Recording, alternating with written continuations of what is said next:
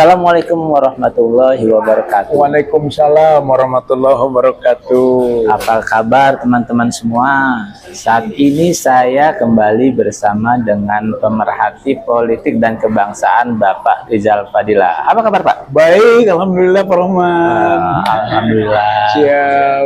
Saat ini kami sedang berada di Pengadilan Negeri Jakarta Pusat untuk menghadiri mediasi gugatan terhadap ijazahnya Bapak Presiden Jokowi. Pak Rizal ini tadi hadir karena beliau merupakan salah satu prinsipal ya Pak ya, dari 5 prinsipal. Nah, ini ada yang menarik dalam sidang ini.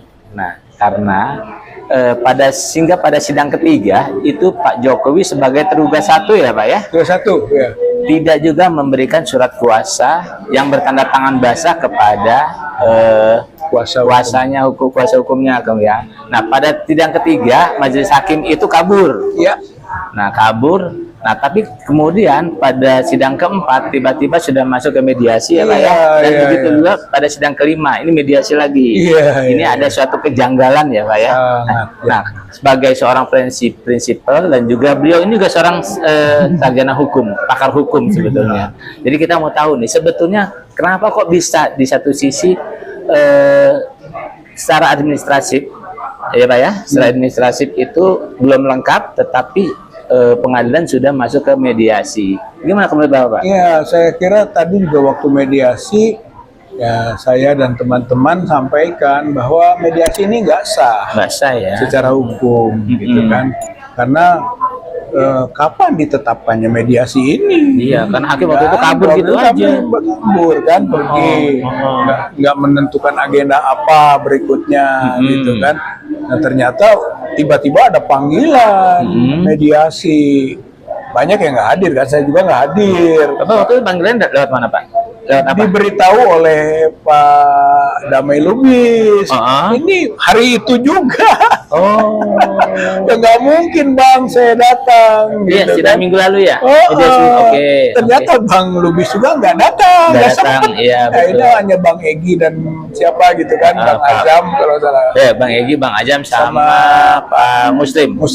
Akhirnya ya karena Bang Egy biarlah walaupun ini kita mah hadir aja gitu, tapi silakan nanti kita akan masalahkan gitu kan. Bagus juga Bang Egy ya gitu. Ternyata memang seperti yang saya sampaikan juga tadi bahwa tidak sah loh ini. Jadi hakim maunya damai atau deadlock, lalu dia serahkan kembali ke majelis kan. Emang mau enak aja gitu sebenarnya gitu kan, damai atau deadlock selesai.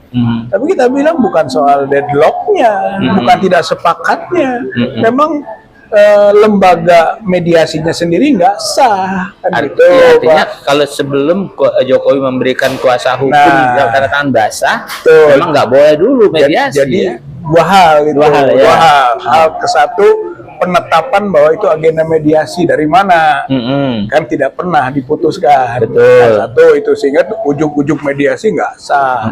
Yang kedua, yaitu dikejar tadi bahwa legal standingnya itu kan pihak-pihak ini diperiksa dulu dong. Hakim mediasi mengatakan kami tidak berhak memeriksa, gitu kan. Jadi yang meriksa siapa? Yang terdahulu. Yang terdahulu kan nggak clear, bahkan pernah diusir kan si tergugat 1 ini. Nah, jadi kita permasalahkan. Nah itu cukup lama alot karena dia tetap bertahan dari status dia diberi kuasa sebagai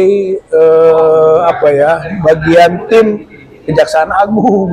Kejaksaan Agung ini dapat tugas lagi dari Mensesnek, Sesnek dapat tugas dari Presiden. Sehingga yang kita sampaikan tadi sebenarnya ini masalah ijazah palsu ini bukan ijazahnya Kejaksaan Agung, bukan ijazahnya Kementerian Sekretariat Negara gitu kan.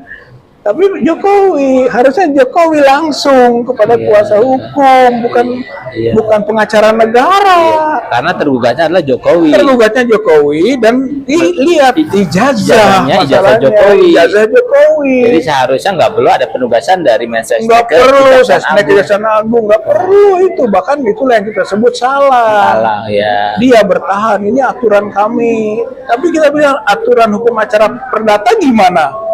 Nah, hukum acara perdata ya orang yang datang harusnya prinsipal yang bersangkutan. Kalau nggak bisa, dia menguasakan ke kuasa hukum. Nah, kalau misalnya tetap berlanjut sampai ke mediasi, ini mengindikasikan bahwa hakimnya, majelis hakimnya ini tidak independen dalam tekanan atau gimana kalau menurut Bapak? Ya sebenarnya mungkin hakim sih prosedur lah gitu ya, wajar lah kita menangkap begitu.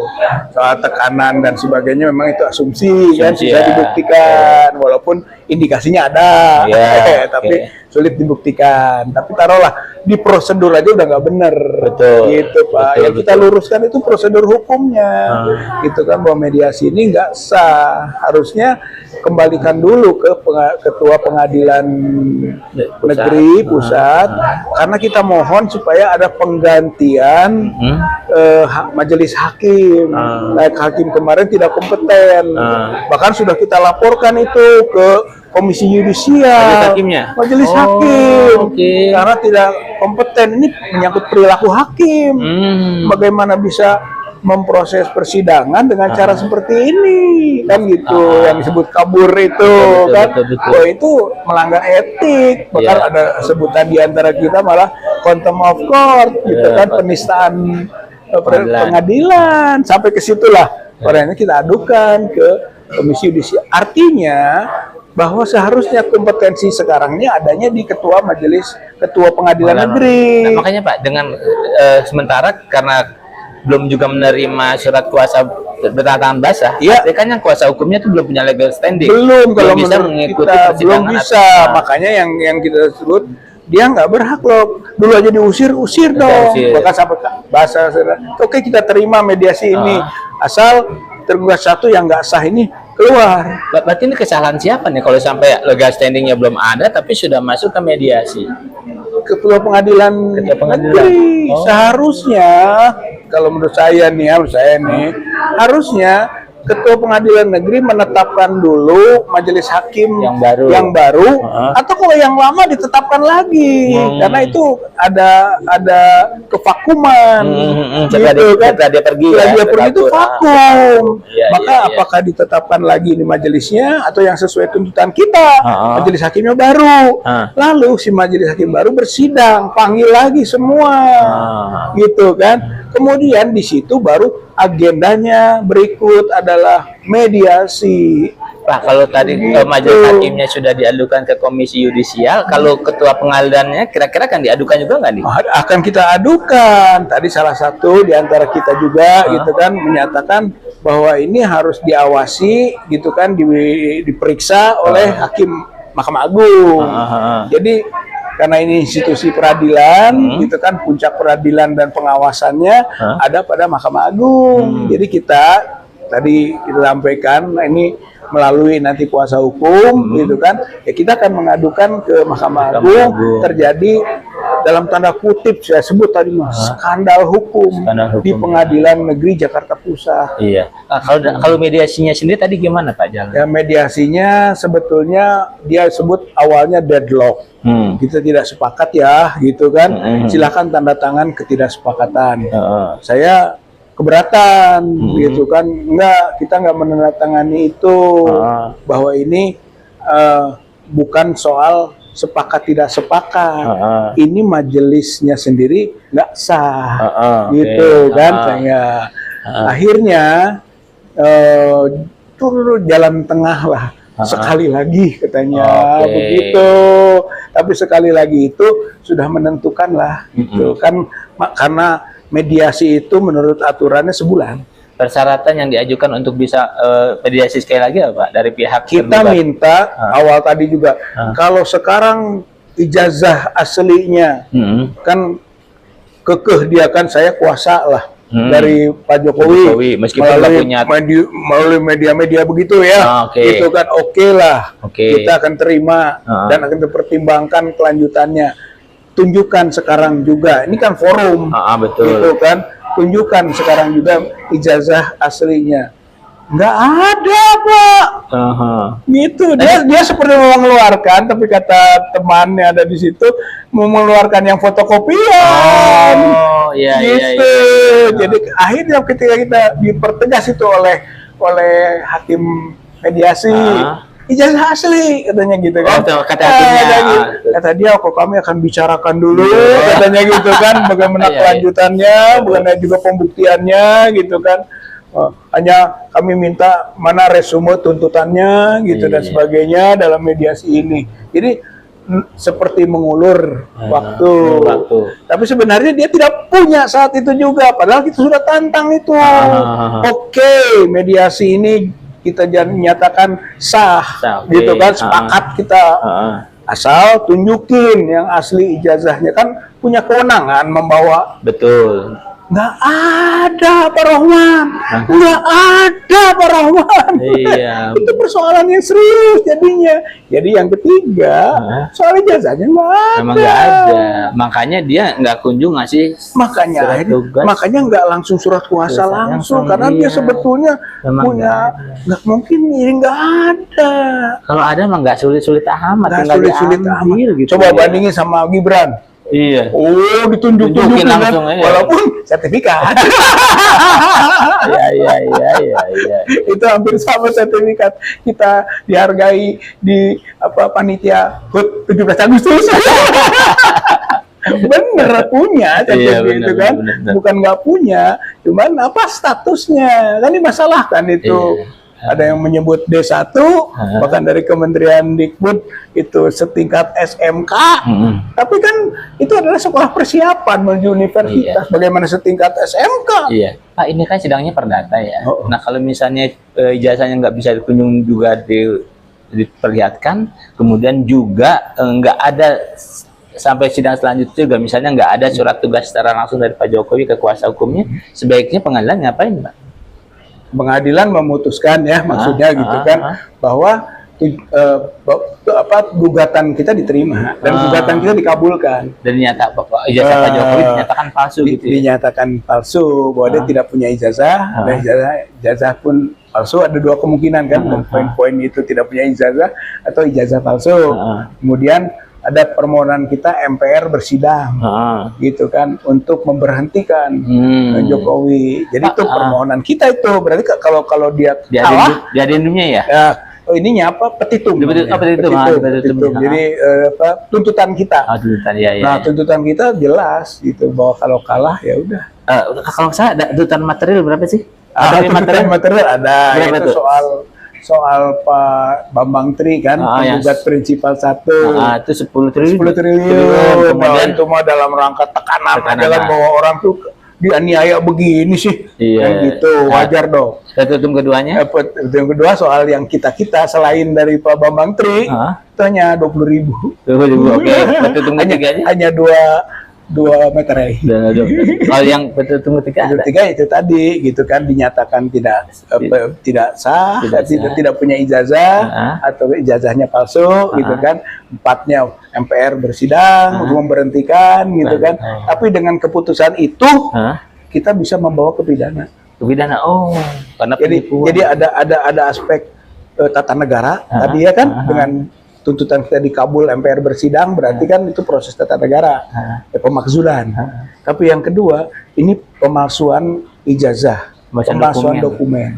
Maka itu segera dengan bukti putusan pengadilan ini kita bisa memproses ke pidana. Dan kalau misalnya sampai terjadi hal itu, berarti semua keputusan Pak Jokowi itu rusak, Pak. Menteri-menteri tidak sah, transaksi-transaksi tidak sah, proyek-proyek tidak sah. Masuk utang ya. Utang luar negeri juga kan. Bakal digecek sama luar negeri itu Pak Jokowi karena utangnya nggak dibayar gara-gara ini. Kan gara-gara ijazahnya palsu, gitu. Jadi kan dia sekarang jadi bangsa Indonesia nggak membayar utang, masalah tuh. Iya, betul. Jadi, Pak, harapan Bapak terhadap pengadilan Jakarta Pusat nih Pak dalam menangani kasus ini Pak? Ya, saya kira satu, lepaskan berbagai tekanan karena ini prosesnya walaupun perdata gitu kan, tapi ada nuansa juga politik. Ya, politik dalam pengertian pejabat politik yang digugat, gitu kan, itu presiden. Maka presiden itu punya otoritas, punya kewenangan, bahkan kita sebut juga punya kemampuan intervensi. Karena beberapa fakta juga kan, seperti kasus MK kemarin, itu kan juga nggak lepas dari intervensi, gitu. Maka betul. Kepada Pengadilan Negeri Jakarta Pusat, bebaskan dan beranikan diri untuk tidak diintervensi demi bangsa dan negara ini, betul, gitu kan. Ini untuk meluruskan saja kok, sederhana. Masyarakat ingin tahu bahwa presidennya punya ijazah enggak, dan palsu atau tidak, hanya sederhana kok. Inilah kesempatan ketua pengadilan. Ini kesempatan ketua pengadilan untuk berkontribusi bagi bangsa dan negara, menyelamatkan negara melalui mekanisme yang dijaga sebaik-baiknya secara hukum. Jangan zigzag hukum. Ini kan zigzag hukum, ini tiba-tiba mediasi. Kan nggak jelas kapan diputuskannya mediasi. Padahal kuasa hukumnya Pak Jokowi legal standingnya masih belum jelas. Itu saja dimasalahkan waktu awal, dari 1, 2, 3, 4, 5 kali sidang legal standing dimasalahkan. Apa bukan skandal Pak? Makanya ini skandal pengadilan. Skandal pengadilan itu. Udah skandal internasional Pak Jokowi dan kasus, skandal pengadilan, skandal apa lagi kalau skandal apa lagi ini? Ini luar biasa ini. Luar biasa. Musibah nasional. Betul. Bencana nasional. Ya, banyaklah sebutan lainnya. Ya, kalau teman-teman memahami kasus ini, memang kasus ijazah Pak Jokowi ini sangat signifikan. Karena kalau berdasarkan Undang-Undang Dasar gitu ya Pak ya, Undang-Undang Pemilu juga, syarat menjadi seorang capres itu minimal berijazah SMA. Tetapi ijazahnya tuh harus asli, bukan yang palsu. Kalau misalnya palsu, berarti ketika dia terpilih menjadi presiden itu ilegal. Sehingga keputusannya pun menjadi ilegal. Semua kebijakannya semua ilegal. Artinya sejak 2014 negara kita ini dipimpin oleh presiden yang ilegal. Makanya dua hal, segera makzulkan karena ilegal. Yang kedua, proses hukum yang bersangkutan. Jangan main-main kok, negara dimain-mainkan. Bagaimana Pak negara dimain-mainkan? Itu pidana itu. Apalagi selama ini kebijakannya merusak negara. Kebijakannya juga merusak ketatanegaraan, kedaulatan negara juga tergerus. Merusak kesejahteraan masyarakat, membuat masyarakat juga makin jauh dari sejahtera. Terlebih setelah undang-undang cipta kerja dipaksakan. Betul. Masya Allah. Betul. Kita berharap ya Pak, masyarakat juga punya atensi yang tinggi dengan yang ini. Saya kira tanpa ada atensi masyarakat juga kita nggak punya kekuatan, karena kekuatan real itu rakyat, masyarakat. Dan semoga Ketua Pengadilan Jakarta Pusat independen dan memutuskan dengan hati nurani dengan mengedepankan kepentingan bangsa dan negara. Betul Pak ya? Betul sekali. Nah teman-teman, kita ketemu lagi pada lain kesempatan. Pak Rizal, makasih Pak. Siap, Pak Rohman. Assalamualaikum warahmatullahi wabarakatuh. Waalaikumsalam warahmatullahi wabarakatuh.